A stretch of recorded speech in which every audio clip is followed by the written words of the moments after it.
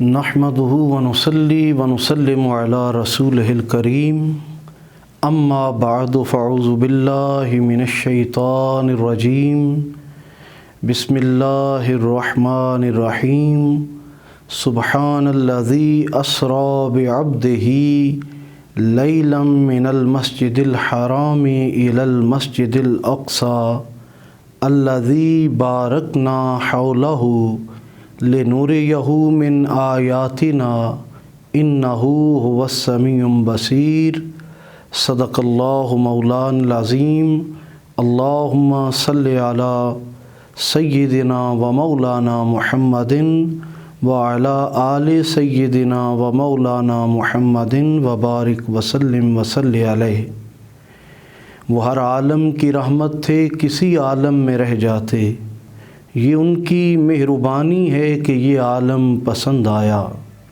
تبارک اللہ ہے شان تیری، تجھی کو زیبا ہے بے نیازی، کہیں پہ وہ جوش لن ترانی، کہیں تقاضے وصال کے ہیں۔ اور آقا تیری معراج کہ تو لوح و قلم تک پہنچا، میری معراج کہ میں تیرے قدم تک پہنچا۔ انتہائی عزت و توقیر پروردگار ارض و سما کے لیے جو کائنات کے ذرے ذرے کا پالنہار ہے، بے حد و بے حساب درود و سلام سید العالمین صلی اللہ علیہ وآلہ وسلم اور آپ کی آل پاک کے لیے۔ برادران اسلام، ہر پیغمبر کو معجزہ اللہ رب العالمین نے اس دور کے تقاضوں کے مطابق عطا کیا، تاکہ اس دور کے اندر جو انسان ہیں اس معجزے کو دیکھ کر اللہ کی قدرت اور پیغمبر کی شان و شوکت کو تسلیم کریں اور اسلام کے دائرے میں داخل ہو جائیں۔ جب دین اسلام کا وقت تام آتا ہے اور خاتم الانبیاء، امام الانبیاء، سید الانبیاء صلی اللہ علیہ وآلہ وسلم اس کائنات ارضی و سماوی میں تشریف لاتے ہیں، تو آپ کو بھی اللہ رب العالمین نے بے پناہ معجزے عطا فرمائے۔ بلکہ کہا جاتا ہے کہ حسن یوسف دم عیسیٰ ید بیضا داری، آنچے خوباں ہمہ دارن تو تنہا داری، کہ جتنے نبیوں کو معجزے عطا کیے گئے، اگر وہ کسی ایک پیغمبر میں مجتمع دیکھنا چاہتے ہیں تو ذات پیغمبر کو دیکھ لیجئے، جو قد جاءکم برہان من ربکم کی تفسیر ہیں، جو سر کے بالوں سے لے کر پاؤں کے ناخنوں تک سراپا معجزہ ہیں۔ لیکن پروردگار ارض و سما نے اپنے محبوب کو شب معراج 27 رجب المرجب کو روح مال جسد اپنی بارگاہ میں بلا کر اپنی خاص آیات اور نشانیاں دکھا کر ایسا معجزہ عطا کیا کہ تسخیر کائنات کا شوق رکھنے والی آج کی سائنس جتنی بھی ترقی کر لے، وہ آقا کی گرد راہ کو بھی نہیں چھو سکتی، کیونکہ حضور کے بعد جو آپ کا نبوت کا دور ہے، اس نے صبح قیامت تک رہنا ہے، اور سائنس نے ترقی کرنی تھی، ایجادات ہونی تھی، ستاروں پر کمندیں ڈالنی تھی، تو اللہ رب العالمین نے معراج کی صورت میں ایک ایسا معجزہ دیا تاکہ سائنس جتنی بھی ترقی کرتی رہے بالآخر وہ یہی کہے کہ ہم ایک سیارے تک پہنچتے ہیں، ایک کہکشاں تک پہنچتے ہیں، تو آگے ہزاروں لاکھوں کہکشاؤں کا ایک اور سلسلہ شروع ہو جاتا ہے۔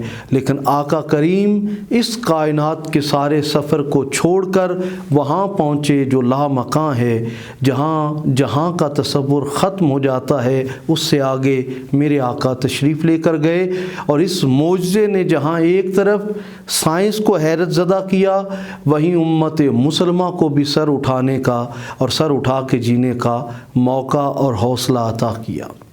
پروردگار ارض و سما نے سفر معراج کا جب تذکرہ کیا تو یہ نہیں فرمایا کہ میرے محبوب آپ اعلان کیجئے کہ میں گیا ہوں، بلکہ قرآن حکیم کہتا ہے سبحان الذی اسری بعبدہ، پاک ہے وہ ذات جو لے گئی اپنے عبد خاص کو۔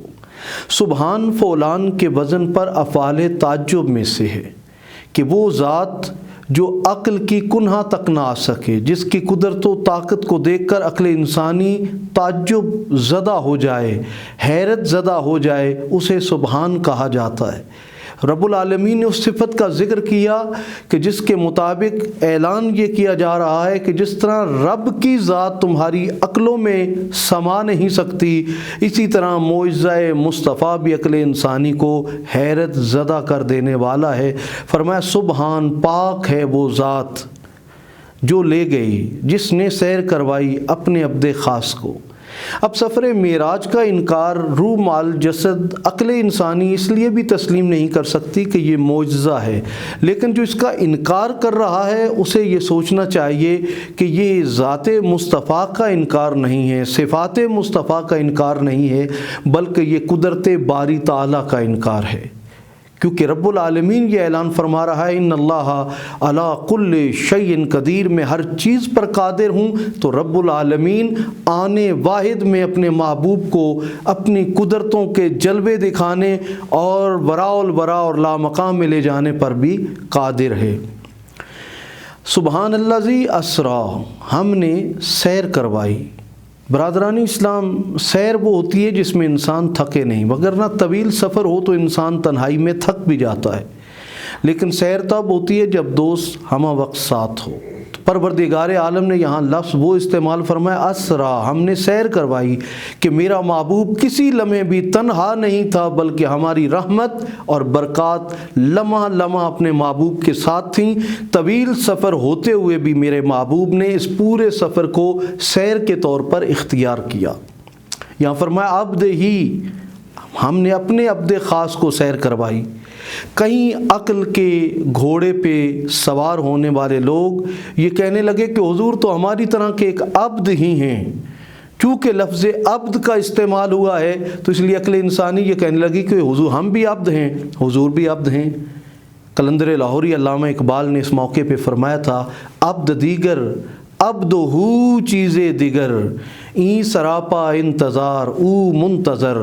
عبد اور ہوتا ہے، عبد ہونے میں تمام مخلوق عبد ہے، لیکن عبد ہو اس کا بندہ ہونا یہ کمال عبدیت ہے، اور یہاں پر عبد ہو میرے آقا کا کراؤن ہے جس کو ہر بندہ سمجھ بھی نہیں سکتا۔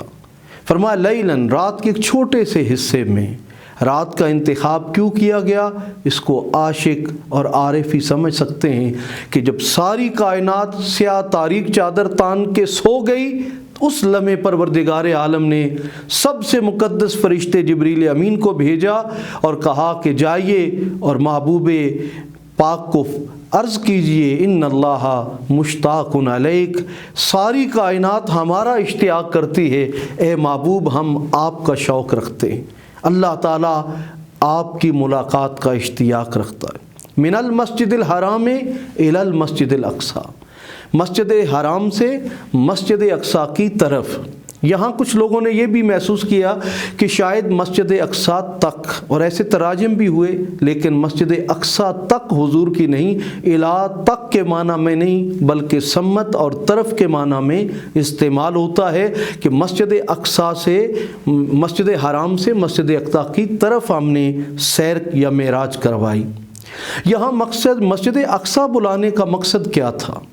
کیونکہ مسجد اقصی وہ ہے جس کے ارد گرد انبیاء کرام کی قبور ہیں، لیکن قرآن حکیم نے کہا کہ الذی بارکنا حولہ، مسجد اقصی وہ ہے جس کے ارد گرد ہم نے برکتیں رکھی ہیں۔ بھئی مسجد کے اندر برکت کا تو ہم ہمیشہ سنتے رہے کہ گھر میں پڑھو گے تو ایک نماز کا ثواب، مسجد میں پڑھو گے تو 27 نمازوں کا ثواب، مسجد نبوی یا مسجد اقصی میں پڑھو گے تو 50,000 نمازوں کا ثواب، کعبۃ اللہ المشرفہ میں پڑھو گے تو 1,00,000 نماز کا ثواب۔ لیکن مسجد کے باہر یا اس کے ارد گرد برکت یہ واحد مسجد اقصی ہے، جس کے لیے قرآن یہ خود فرما رہا ہے الذی بارکنا حولہ، اس کے ارد گرد ہم نے برکتیں رکھی ہیں۔ تو برادران اسلام، چونکہ انبیاء کرام جو حضور کے اجداد میں سے تھے، آقا کے خاندان میں سے تھے، ان کے مزار وہاں پر، ان کی قبور وہاں پر تھیں، ان قبور کے ہوتے ہوئے پروردگار عالم نے فرمایا الذی بارکنا حولہ، یہ مسجد اقصیٰ وہ ہے محبوب جس کے ارد گرد آپ کے آبا و اجداد کے مزارات ہیں، اس لیے ان مزارات کی صورت میں ہم نے برکتیں رکھی ہیں۔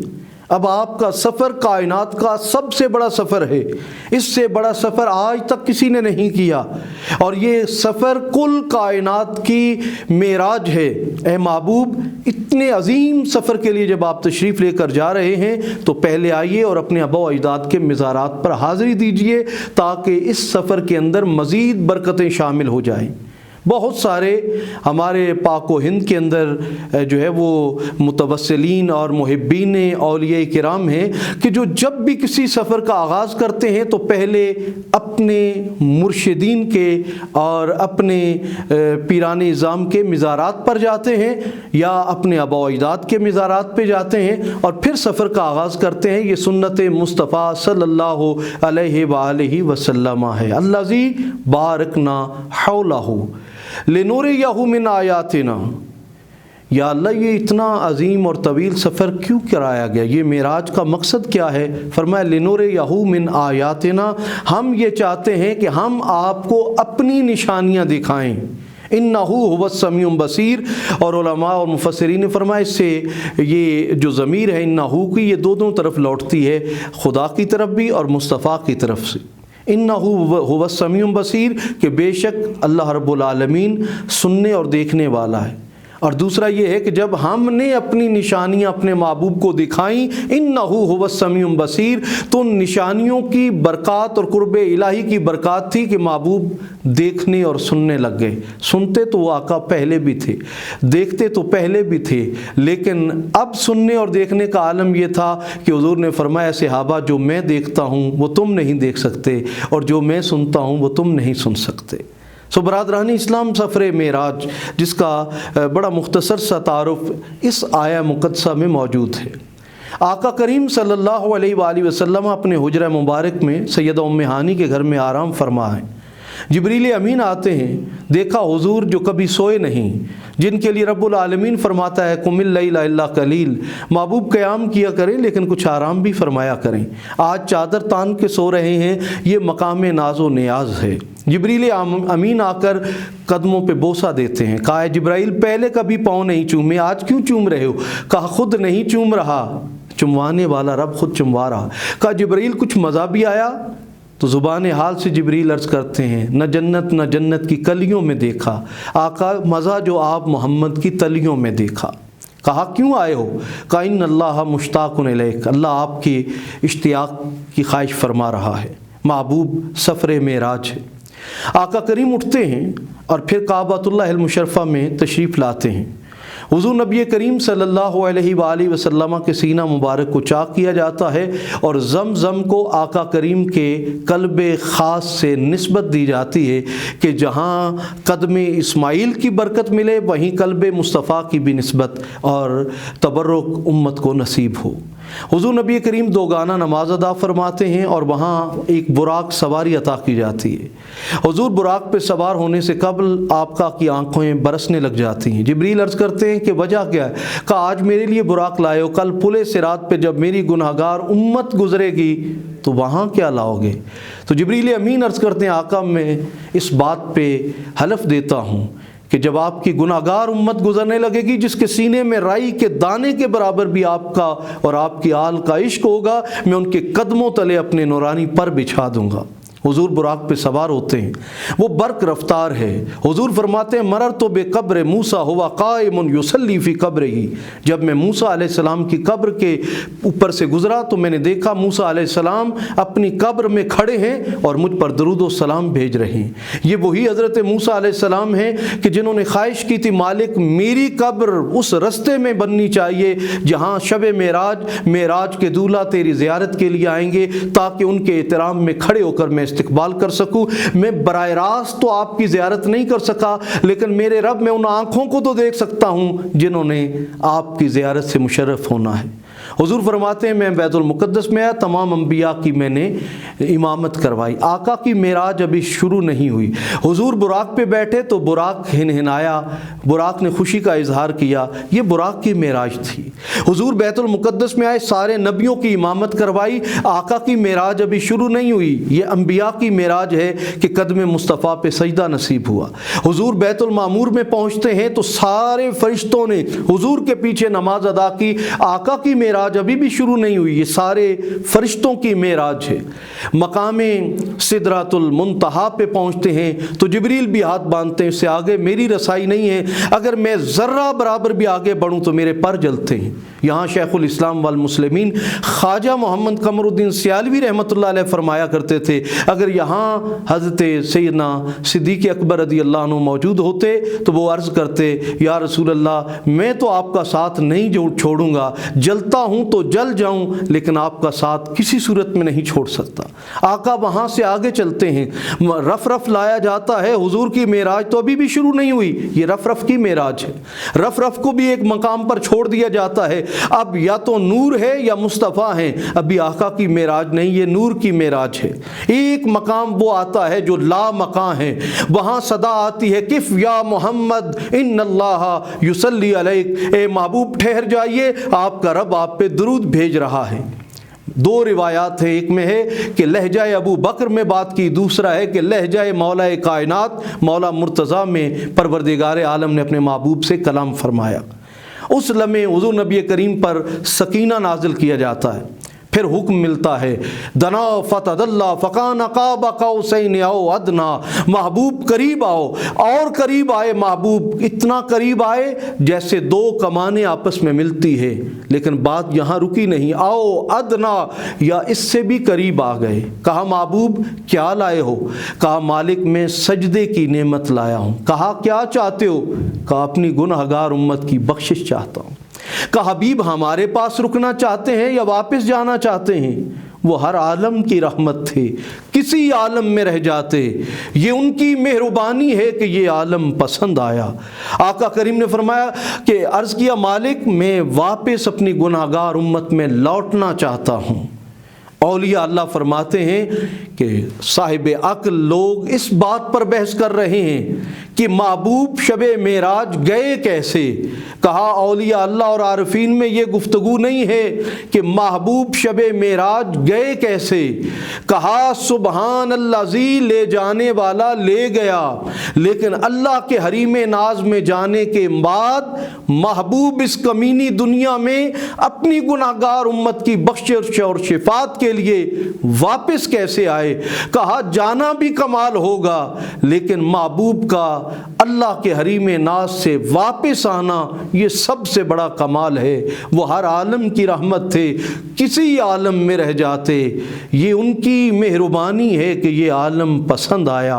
परवरदिगार आलम हुजूर के सफ़रे मेराज के सदके इस उम्मत को फिर से उरूज अता फरमाए। अल्लाह रब्बुल आलमीन हमारे कल्ब और रूह को हुजूर के ज़ात से जोड़े रखे। अल्लाह ताला हमें वो इश्क अता फरमाए जो इश्क बिलाली है, वो इश्क अता फरमाए जो इश्क सलमान फ़ारसी है, और वो कुर्बानी का जज्बा अता फरमाए जो मौलाए कायनात हैदर कर्रार को अता किया कि मोहम्मद से वफ़ा तूने तो हम तेरे हैं, ये जहाँ चीज़ है क्या लौहो कलम तेरे हैं, वमा अलैया इल्लल बलाग।